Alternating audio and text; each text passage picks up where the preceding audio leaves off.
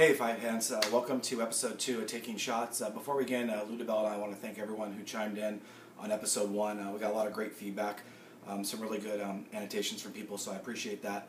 We're going to do episode 2 today, but I have to give a caveat. Number 1 is my cameraman is in Copenhagen, and number 2 is I woke up with a cold that would bring Donkey Kong to its knees. So today's going to be done just a video, quick chat, give some odds and some observations. So let's start off with Hooker versus Ramirez. It's Saturday night. In Texas. Be cognizant of Texas. We're going to go over that for the last part of the show, but just be cognizant of it. We have the WBO champion in Hooker versus WBC champion in Ramirez. Both guys are undefeated. It's going to be on DAZN on Saturday night.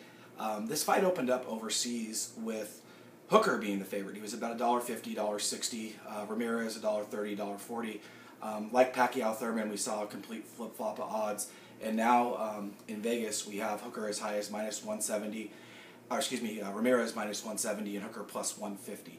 I spoke to Adam Pullen. He's the assistant director of trading over at William Hill. Adam opened the fight minus 30 plus 110 on Ramirez. He right now said he's up to minus 170 on Ramirez plus 150. He doesn't have a ton of exposure. It's just more people making small bets than any large wagers. So let's get right down to it. We got Hooker Ramirez Saturday night. Let's start with the feedback from my panel. It's what I believe is second to none. Stephen Breadman Edwards, trainer of Julian J. Rock Williams. He told me, he said, I like Hooker in the fight, Johnny. He thinks it's an even fight, but he thinks that the more ambitious and hotter fighter in Hooker will win. Cynthia Conti, she's got Ramirez by late stoppage.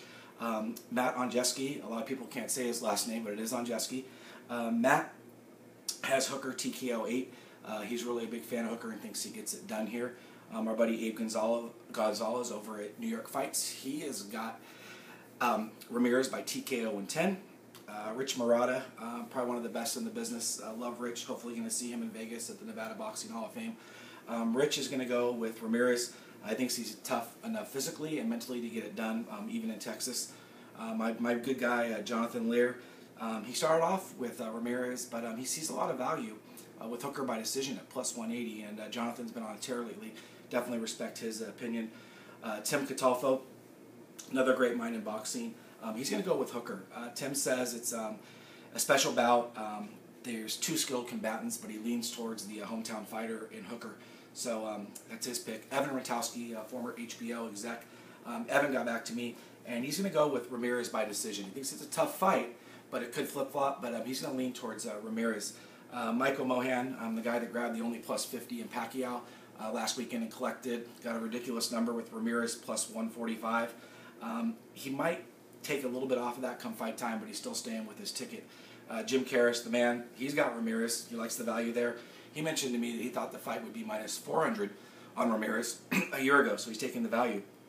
Evan Young, sharp guy, he's going to go with Ramirez by clear decision or late stoppage. Jules Philippe Auguste, he's going to go with Hooker via decision. My guy David Lopez, he's got Ramirez by decision or late stoppage. He thinks his work rate's going to be too much for the champion Hooker. Michael Woods, Talk Box Podcast, New York Fights, great guy. He sees it as a really fan-friendly fight. He thinks that he's going to lean towards Ramirez, but he doesn't have a real solid play there, but he's leaning towards Ramirez. Quante Kent, guy used to be on my articles, goes by Q. Q has got Ramirez winning the fight. You should follow Q. He's a really good guy. So here we are. We got 10 people for Ramirez. We got 6 for Hooker. Wilds-Dibella and I spoke, and here is our opinion because we agree: is there's value in this fight, whoever the underdog is. Both guys are evenly matched. So if I can get Hooker at plus 150, I think it's a very solid play based on value. Last week I mentioned that I leaned towards Pac, but there was no value. With this fight, I alluded to at the top of the podcast, we are in Texas. Texas has a whole cave of Adelaide birds. Every decision is very contested down there. Hometown fighters tend to get it. Ask Paulie Malignaggi. So, good luck. Panel now is at 8 to 10 in favor of Ramirez, but Wilds-Dibella and I are backing Hooker. Thanks so much.